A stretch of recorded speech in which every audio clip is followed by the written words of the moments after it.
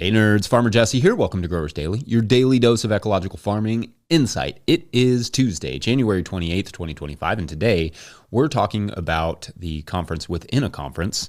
We're talking about hydroponics, and we're defining beneficials for real. So let's do it.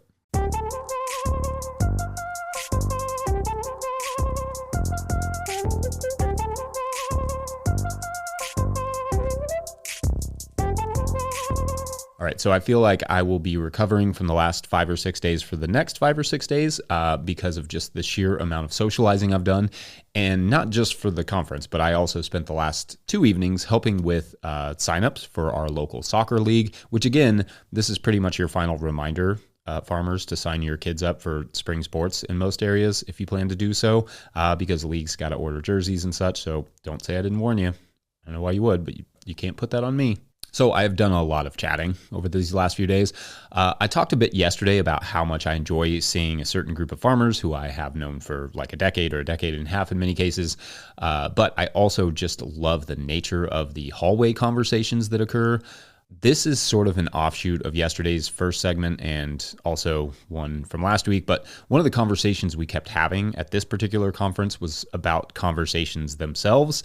And that one thing these organizations, like the farmers organizations, could do to further help farmers is just to facilitate more farmer get-togethers without a really specific agenda like a conference has and expectations to, stop your hallway conversations for seminars.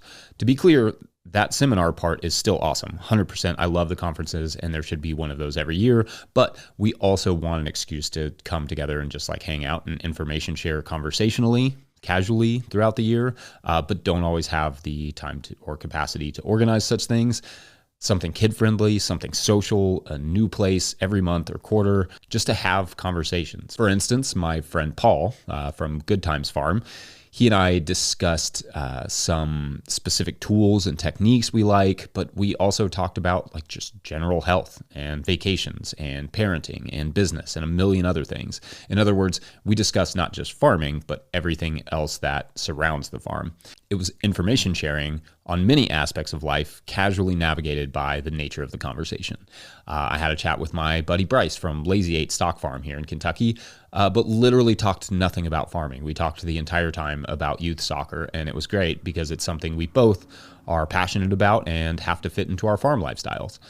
I talked to a researcher and entomologist from the University of Kentucky about insect netting trials they are doing and about how Brighton, my team, and Man City, his team, are doing in the Premier League this season. I talked to my friend Maggie from Salad Days about some of the trials she's doing on her farm and some of the challenges with that and what she's learned about running trials. I discussed solar power programs in Kentucky and also the comic book character Daredevil with my buddy Joel from Earth Tools. And you may be like, Jesse, what you're describing here, buddy, is just a phone call. But it's not. Phone calls are great too, for sure. But these conversations are different from a phone call because other people can just meander in and out and add new things. Kids can play, hugs abound. It's different. I know that for me, and perhaps this show represents this idea to some extent, I like information in free-flowing little bits and pieces, information that just kind of comes through casual conversation with like-minded professionals, and it gives you time to digest different information and offer different insight. The thing is, it can be complicated for reasons I mentioned yesterday for farmers to coordinate get-togethers like these. But if your local ag organizations can help facilitate simple farmer potlucks and hangouts, and maybe they do, maybe your local ag organization already does things like this. But if your local ag organization can help facilitate farmer potlucks and hangouts, then take advantage of that. I love me a good seminar, don't get me wrong, and I want those to continue always, but those hallway conversations are just as important to me and just as educational oftentimes, and I don't think they can be readily replicated in seminar form. It kind of has to be, for lack of a better word, organic. Unlike a seminar, or maybe even in this show, conversations have this sort of built-in reciprocity and flow that acts like a choose-your-own-adventure. Like maybe you talk about what you plan to talk about or wanted to talk about with that person or need to talk about, or maybe you talk about brands of clogs you like and how you just bought a brand new car and you're excited about it and got a good deal on it. Not sure that's the type of thing that would necessarily come up in a seminar, but it's basically every 5 minutes in the hallway. And I love that. Hopefully this show does provide that a little bit for you all, or maybe you have thoughts on hallway conversations or conversations in general, or events that local ag organizations put on. Because up next, we're going to jump from hallway conversations to hydroponics, just like that. All right, BRB.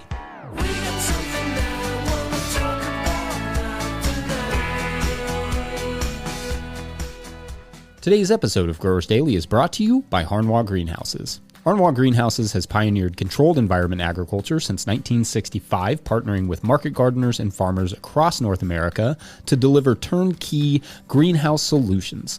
Their unwavering mission is to support growers' success through innovation and expertise in design, manufacturing, and installation. Harnwah Greenhouses are engineered to withstand high wind and snow loads, providing optimal brightness, increased yields, rapid ROI, and long-lasting durability. With over 20,000 projects completed, they are more than a manufacturer. They are a trusted partner. Their structures foster sustainable, energy-efficient ecosystems that drive profitable, resilient agriculture. In 2025, Harnwah is introducing a new low-tech, high-tunnel model starting at just $2 per square foot, offering open-field growers an accessible entry into controlled environment agriculture. Harnwah Greenhouses, leading the way in turnkey solutions for local growers. Learn more at harnwah.com. That's HARNOIS.com. All right, back to the show. If you, the listener, are enjoying this content, getting even a small amount of value from it, consider supporting our work over at patreon.com/notillgrowers. Is this bringing you $2 or $5 worth of value every month? Entertainment? Confusion? You can throw in over there, and I will try to get to questions from everywhere that questions come in, but I will always get to your Patreon questions like little mini consultations. Now, today's Patreon question comes from Patreon member Blair Aiken, who writes, quote, "Hi, Jesse. I really appreciate hearing you talk about new trajectories in the small farming scene, and I'm curious about your thoughts on hydroponics. Do you foresee many small-scale growers moving to hydroponics? How do you think hydro will affect the market for soil growers? Do you think it has a place, and if so, can you elaborate? Thanks for all you do." End quote. Awesome. Okay, thanks, Blair. So for starters, and those of you who may not know, hydroponics encompasses a lot of different techniques, but is largely a soilless production system for growing food. Examples are like deep water culture, which is where trays of plants are set out inside of highly oxygenated water with nutrients. There is the nutrient film technique, which generally resembles plastic channels filled with plants, the roots of which are dangling down into nutrients and water passing through the channels. Also aquaponics, which cycles water through fish tanks to help fertilize the water while the plants help clean the water for the fish. There is a very simple wicking system that is much more passive and basically just takes fresh water up through a wick into growing medium of some sort to water the plants. Some of these are relatively new, and some of them have been around forever. And there are many other variations, but essentially these are greenhouse systems that grow a considerable amount of food in a tiny space with water and typically added nutrients, not soil. These systems have to be clean, exact, and chemically balanced. I often say hydroponics is much more about chemistry than it is about biology, and certainly less about ecology, as they are done almost exclusively indoors in relatively sterile environments. However, the reason I am not anti-hydroponics necessarily is that, as the studies show, these systems can be more efficient with water than soil-grown food and can produce a lot of food in a small area. As freshwater access decreases, which with multiple oil and chemical lobbyists being chosen to run the EPA is not likely to change anytime soon here in the US. Anyway, as water quality and access decreases, systems that better utilize the water become more necessary. So I don't want to badmouth hydroponics because it may become, sadly, an increasing necessity. At the same time, on a personal level, I find the hydroponic food I have tasted to be somewhat lacking in flavor. I've not tasted food from every hydroponic system, to be sure, but I mean, for the hydroponic food I've tasted, it doesn't really taste like much. Or there was the one time I was given some collards from an aquaculture setup that tasted like, it just honestly tasted like dust, and it was honestly pretty inedible. Now, I would take that over the chemically tasting conventional food I sometimes run into, but I love good flavor, and I do not find that much flavor at all in hydroponic food. At least the hydroponic food I've tasted. I don't want to overgeneralize there. Now, to be fair, I'm also pretty spoiled. I've spent 15 years eating fresh organic produce, and before that I was a cook for many years in high-end kitchens, which I should say is where I learned making thousands and thousands of salads of hydroponic lettuce, albeit consistent and generally lovely to look at and tender, was not the most interesting thing to eat. Chefs use it for consistency sometimes, but I believe most of them will probably admit that the flavor is just, it's okay. That said, advances in these systems are happening all the time, and I'm cool with being wrong. So chefs and others can feel free to let me know if the flavor of hydroponics has really come around. Do I think more of these systems will challenge small-scale growers? I mean, maybe, but these systems are pretty expensive to set up and run for most scales. Plus, they involve a different skill set altogether. There was an ambitious project here in Kentucky that recently went bankrupt because of the operational costs, low cash flow, and other things, or at least that's my understanding. Also, the majority of hydroponic produce is not being sold in a CSA or at a farmer's market. Hydroponic produce is usually large-scale wholesale. So although there may be some efficiencies, such as space and water, the cost-prohibitive nature of these systems limits the small-scale adaptation, especially when left to have to produce enough to make wholesale make sense. This is compounded if you want a system that is not only highly efficient, but automated and easy to clean and manage diseases. It's not a cheap system. People get excited or conversely nervous about automated technologies and such, but they often forget that, oh, right, this stuff is wildly pricey. It's getting cheaper and more accessible. So maybe ask me again in like 5 years how I feel about it. Also, I'm not a hydroponic expert, and I know there are small scale growers out there who have set up successful systems. I just don't ever really see it being the norm or being a large competitor to what smaller scale soil-based growers do anytime soon necessarily, but I'm often wrong. I know for me, I don't have the brain for the chemistry or the desire to grow food whose flavor doesn't inspire me a ton. Plus, I like bugs, bird songs, and ecology, and the smell of soil. The drone of fans and bubblers can be a lot for me to deal with for long periods of time, but there is room for these systems because increasingly there is less room for soil-based farms and less access to potable water. So I hope that at least somewhat answers your question, Blair. I hope the comment section can add to that. Anyway, thanks, and we'll take a quick break. When we come back, let's discuss what is actually meant by that term beneficials. Be right back. Today's episode of Growers Daily is brought to you by Harnwah Greenhouses. Harnwah Greenhouses has pioneered controlled environment agriculture since 1965, partnering with market gardeners and farmers across North America to deliver turnkey greenhouse solutions. Their unwavering mission is to support growers' success through innovation and expertise in design, manufacturing, and installation. Harnwah Greenhouses are engineered to withstand high wind and snow loads, providing optimal brightness, increased yields, rapid ROI, and long-lasting durability. With over 20,000 projects completed, they are more than a manufacturer. They are a trusted partner. Their structures foster sustainable, energy-efficient ecosystems that drive profitable, resilient agriculture. In 2025, Harnwah is introducing a new low-tech, high-tunnel model starting at just $2 per square foot, offering open field growers an accessible entry into controlled environment agriculture. Harnwah Greenhouses, leading the way in turnkey solutions for local growers. Learn more at harnwah.com. That's HARNOIS.com. All right, back to the show. All right, so that term, beneficials, gets thrown around quite a bit.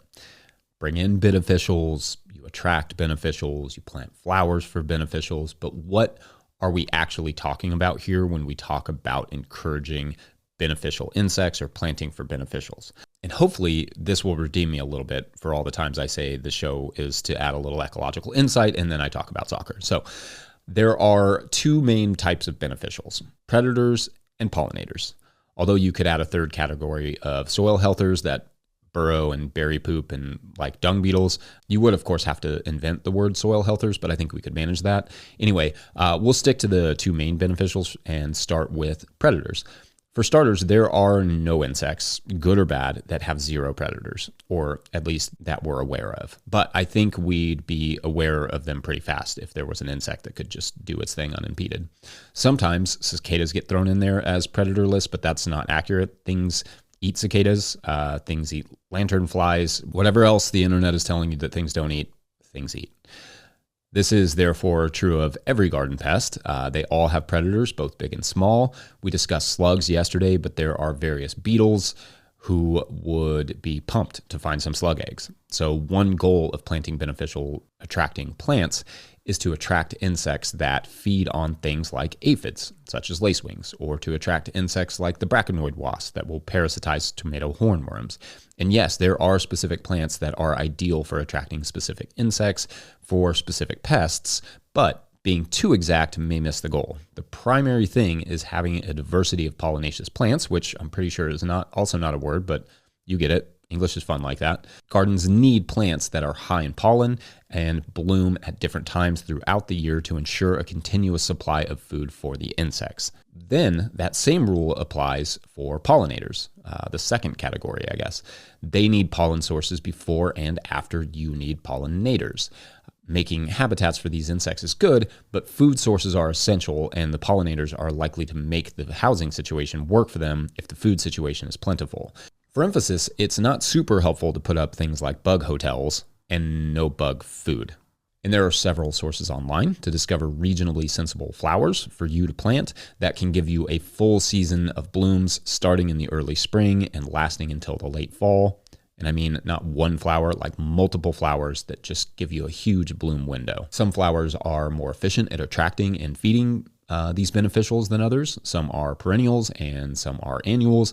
Early blooming trees and shrubs can play a role, especially at the beginning of spring when nothing else is quite there. There's a lot of room to play here, but if your concern is pests, then having one area or one bed dedicated strictly to bringing in and feeding beneficials can make a huge difference. Of course, the more the merrier, as studies show that beneficials only travel so far. That is a distance from a flower to a plant or a pest on your plant. This weekend, Daniel Mays of Frith Farm said at the Oak Conference that he has a goal of having a flowering perennial plant within 50 feet of every crop he grows on his farm, and I think that's a great goal. So more flowering perennials, some grasses thrown in the mix, lots of native perennials if you can, and just some pollinaceous powerhouses, which is also incidentally the name of my jug band. We mostly cover Strokes songs. If I remember correctly, Ian Zeglin said this weekend that they researched pollinators around their farm up there at Green Acres Foundation, and the researchers found that things like mountain mints and umbels brought in the widest array of insects. So anyway, maybe that helps to get the wheels turning for you all a little bit this spring. I'm going to wrap it up there, though. I will share more about my plans for increasing our perennial and flowering plant density on our own farm. Huge shouts to Willie Breeding for the theme music and the team at No-Till Growers. Also shouts to Epidemic Sound for the background music you hear now. Don't forget, if you or someone you know is in Kentucky and could use some extra work, we are seeking an editor/producer for the show. Follow the link in the show notes for this QR code here to fill that out. Pick up a copy of the Living Soil Handbook or the Seed Farmer at notillgrowers.com to support our work.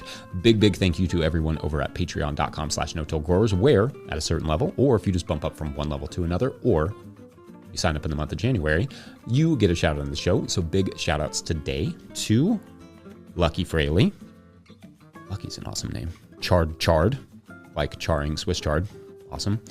Sarah, Robert Frederick, and Martha Caldwell Young. Ooh, this feels very literary.